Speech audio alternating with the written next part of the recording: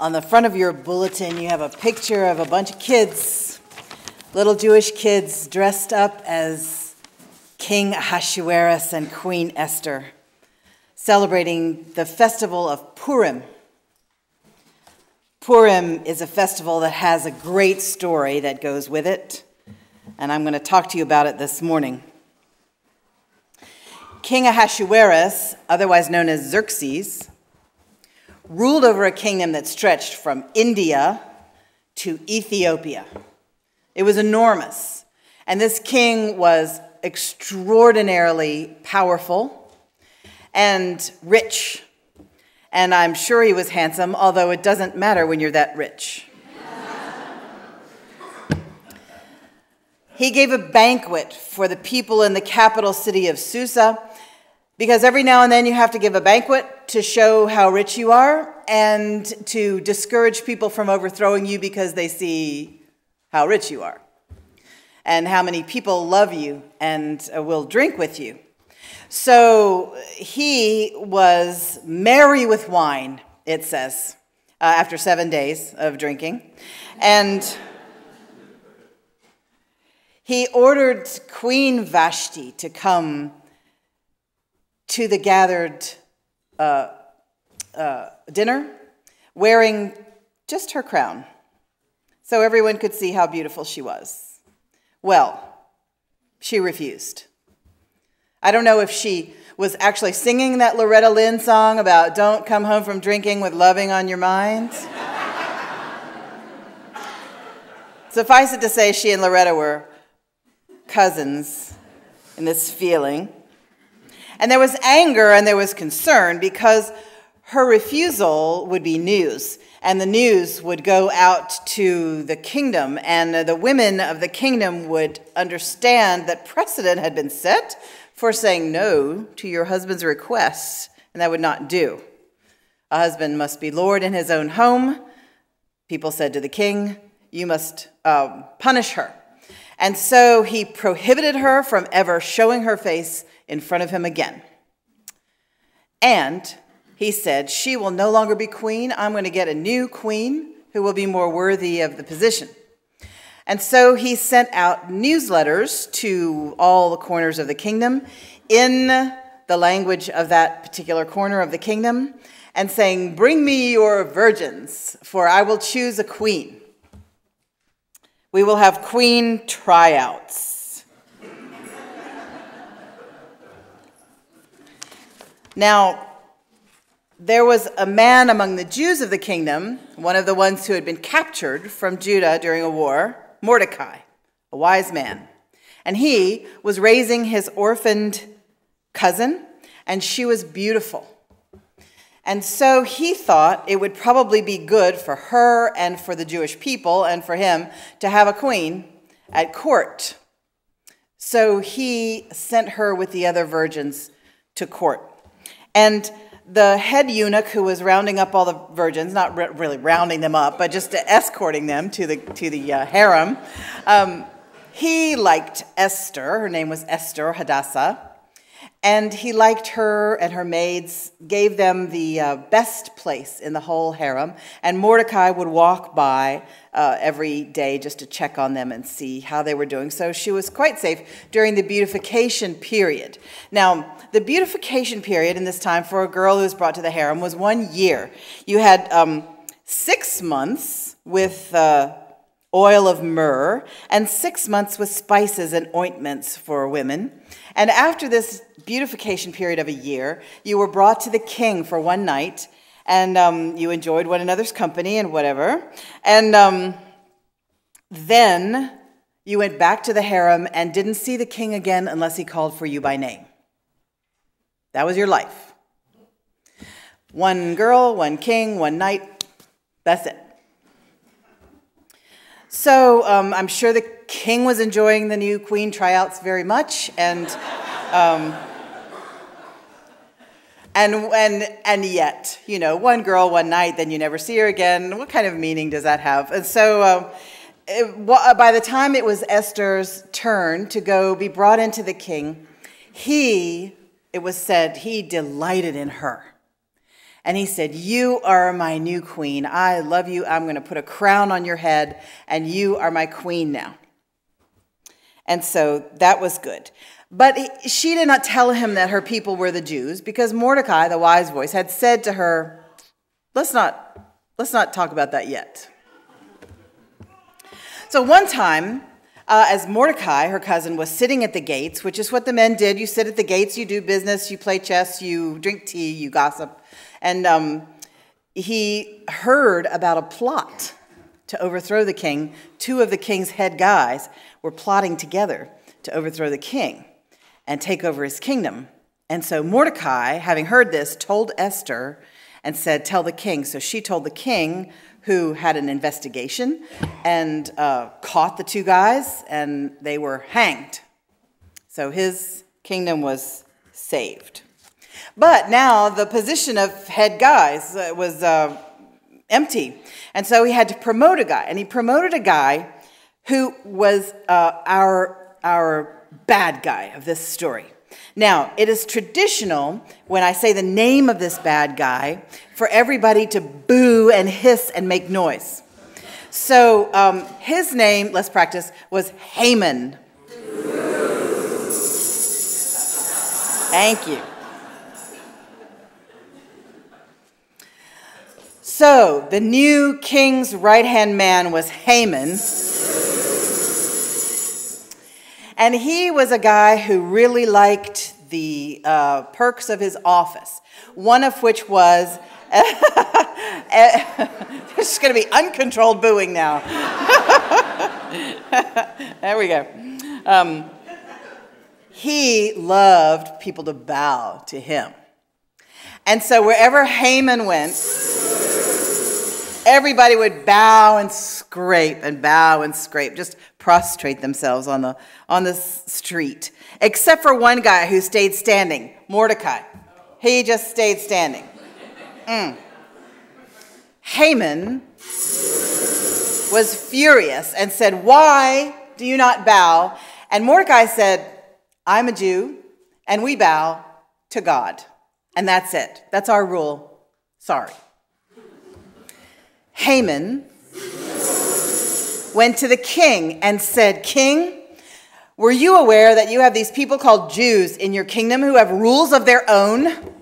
This is not good for the kingdom to have people who have different rules from everybody else. And I have a rule that everyone must bow to me as I walk through the town. And this one guy, Mordecai, does not bow. And he does not bow," he says, "because Jews have different rules and they only bow to God." And so I think we need to get rid of these people. They're not good for you, O king. They're not doing you any favors. Plus, if we get rid of them all, we'll be able to have their stuff. And I'll make sure that into your treasury, O king, flows a good portion of all that stuff. What do you think? And the king said, "It sounds good to me. Let's do it." And so Haman threw the dice, lots, called Purim, to see what day the slaughter would begin. Can you imagine? That's like straight out of The Sopranos, only worse. He throws the dice to see what day the slaughter's going to begin?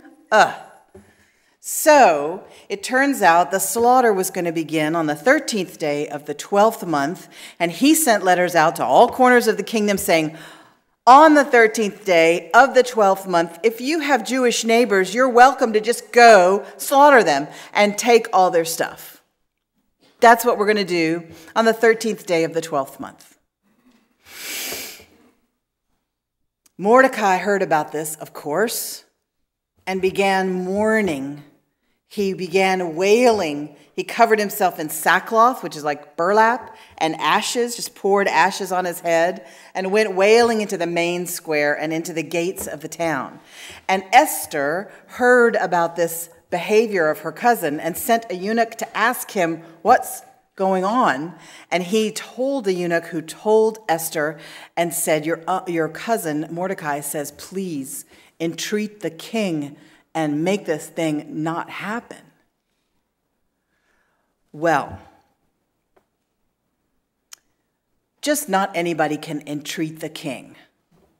If you're going to go see the king, you have to be invited. And if you're not an invited guest of the king, then security will grab you and not throw you out, kill you. So if you come uninvited to the king, your life is over. Unless the king has a scepter that was a lot more jeweled looking than this. And the king would extend his scepter to a person who was going to be an exception to the rule. And so if the king extended his scepter to you, then you could live if you had come uninvited to the king.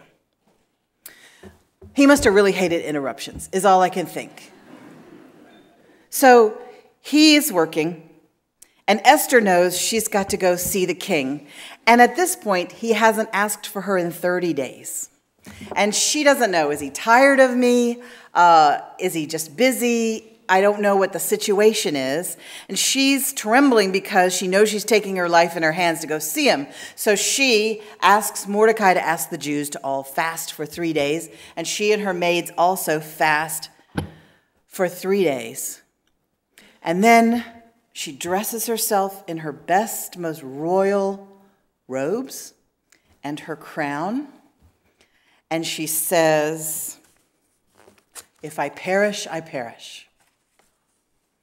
Now that attitude is the mother of all courage. If you're ready to perish, you can pretty much do anything you set yourself to do. "If I perish, I perish," she said. And she went to stand before the king.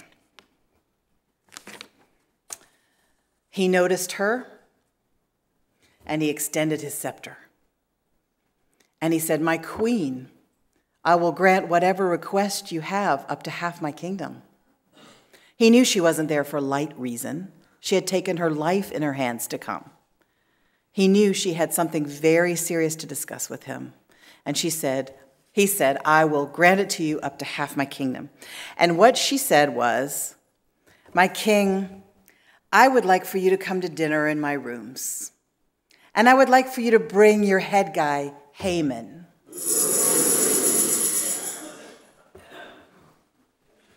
"And at that time, I will tell you what my request is." And he said, "That's fine. We will be there." And so that night, they went to dinner at her apartments and had a lovely time. And he said, "My queen, what is your request?" And she said, "I just would like for you and Haman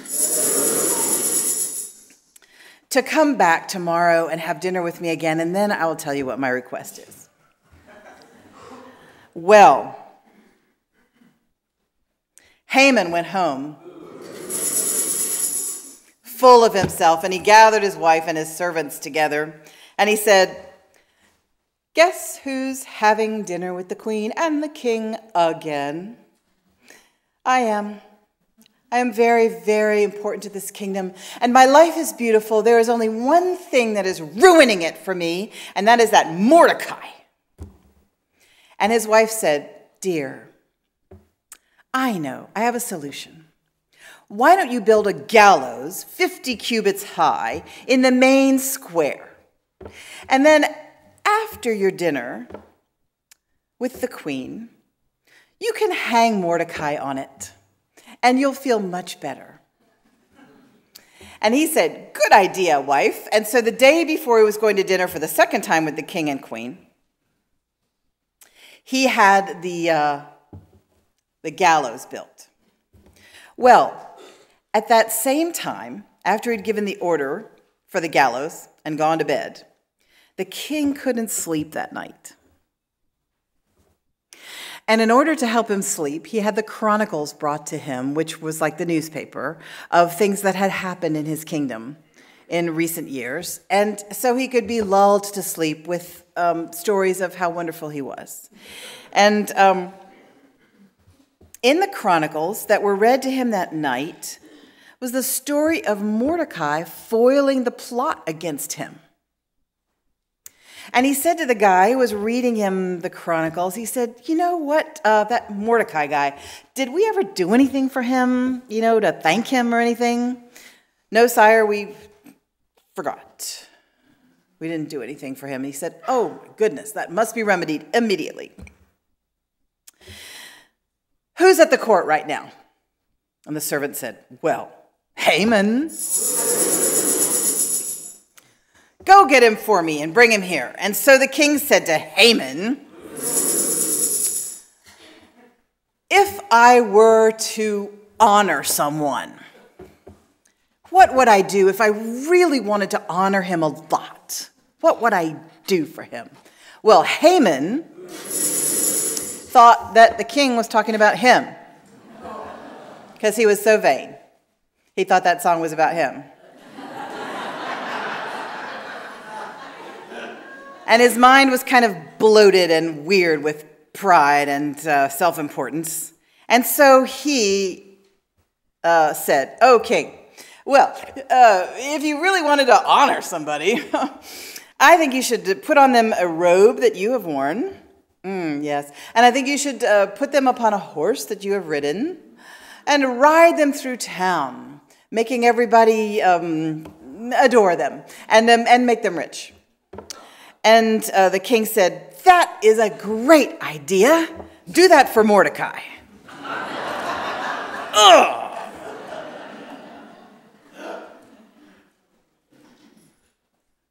What was Haman going to do? The next night, he was due to go to dinner. He had this big thing built in the main square already, and the king was honoring the king was honoring Mordecai that day. Mordecai's a good guy. So Haman is in kind of a twisted place that night. Thank you. That night when he goes to dinner with the king and queen, he's nervous because his wife has said, "Haman, the king is honoring Mordecai like all day, and if Mordecai happens to mention that he's a Jew, you are going to fall." And so, with terrible twisted nerves, Haman goes to dinner. And at dinner, the queen, after supper, said to the king, "My people are in trouble and I want you to save them. They're about to be sold, not into slavery, but into death." Your people? Yes, the Jews. I haven't told you that my people are the Jews, but that's who they are. My people, the Jews, like Mordecai, whom you honored today. We're all Jews, and there's this edict out that we should be slaughtered. Who has done this? The evil Haman. The king was so upset, he jumped up and went out in the garden to pace back and forth, leaving Haman in the room to beg for his life from Queen Esther. And he begged for his life, cried big old crocodile tears, prostrated himself on the floor. None of that worked. She was sitting on the couch, kind of maybe enjoying the moment. Maybe she was moved by compassion. I don't know. But Haman begged her so hard that he ended up really draped all over her on the couch. He threw himself on her, and the king just at that moment came back in and said, "What are you doing? Are you ravishing my queen in my own palace? I just saw a giant gallows in the main square, and I know who's going on it. You are." And so Haman was hanged on the gallows that he had prepared for Mordecai. Well, I do not want to encourage any of us to cheer someone's death. However, as Mark Twain said, "While I have never rejoiced in the death of anyone, there are some obituaries I have read with pleasure."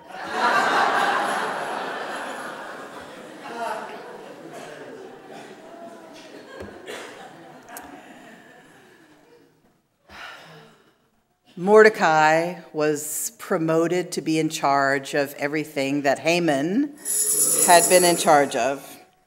And Esther got the king to write letters, not only saying disregard that order about slaughtering the Jews, but these letters said to the Jews, "If anybody comes after you on the 13th day of the 12th month, you're welcome to slaughter them and take their stuff." And so all the Jews in the kingdom, which as it turned out was almost everybody, because people were so scared, they were like, oh yes, I am Jewish. Did I not tell you? Oh yes, I keep quiet about it, you know. But through my uncle and my mother, yes. So the end of the story is that the Jews took bloody revenge on all their enemies. And while we may be shocked in our own culture of tolerance and celebration of differences, which is how we go about things, that there is this bloodthirsty story, I just have to say to you, let's leave it aside. It's the Bible. There's a lot of blood in the Bible.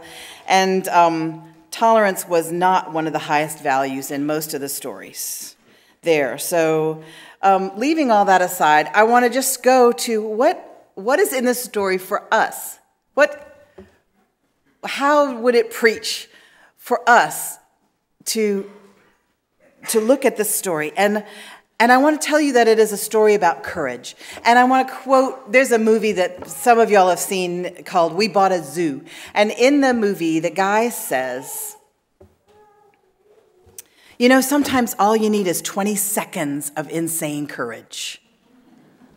Just 20 seconds of absolutely embarrassing bravery. And I tell you, something great will come out of it.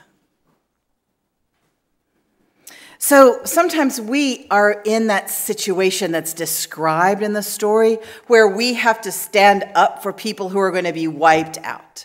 And as I'm thinking about who is going to be wiped out in Austin, I think we're in Austin. Nobody's going to be wiped out. Everybody, you know, who do we have to stand up for here?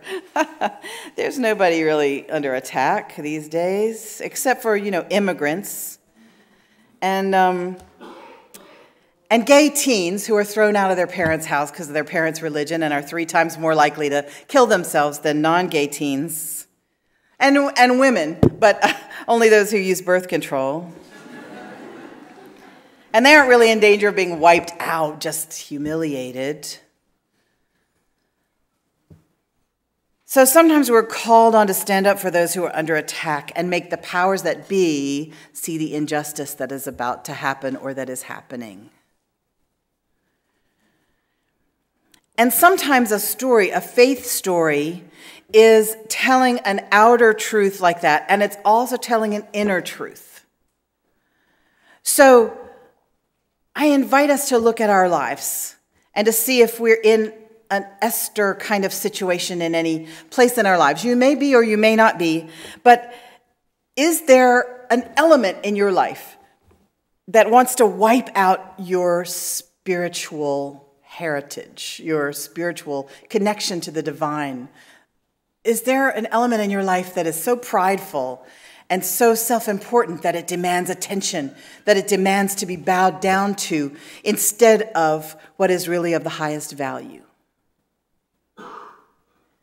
If there is such an element in your life, for many of us, it is work that demands our focus and our obeisance rather than what is of highest value. For some of us, it's work, and for some of it is family expectations, or for some of us, it is financial security, or for some of us, it's the desire to be seen as the smartest kid in the room, that we're always angling for that instead of what's of highest value. And for some of us, it is a demanding addiction or a demanding ambition. And is there an element in us that refuses to bow down? Is there a wisdom voice, a Mordecai in us that refuses to bow to that demanding element, that self-absorbed element? Or is there a beautiful queen in us who has a soul force to break into our attention once in a while and risk being annihilated just so that we can go back to business as usual? Does she risk everything so that we might just listen to that voice inside us? And I just want to invite you to think about, as spiritual people or people who are leading spirited lives, which I see as equivalent, we all have inside us a powerful, sometimes thoughtless king who is in charge of everything. And we have inside us a wise Mordecai voice, and we have inside us a soulful and brave queen, and we have inside us a treacherous bad guy. And our job over and over and over again in our lives is to gather our courage, listen to the voice of wisdom, recognize the bad guy and what the bad guy is trying to do, and stop him and put the wisdom back in charge. And what I pray for us all is that we would have the wisdom to know when that's happening, and that we would have the courage to do what needs to be done. Good luck and blessings to all of us.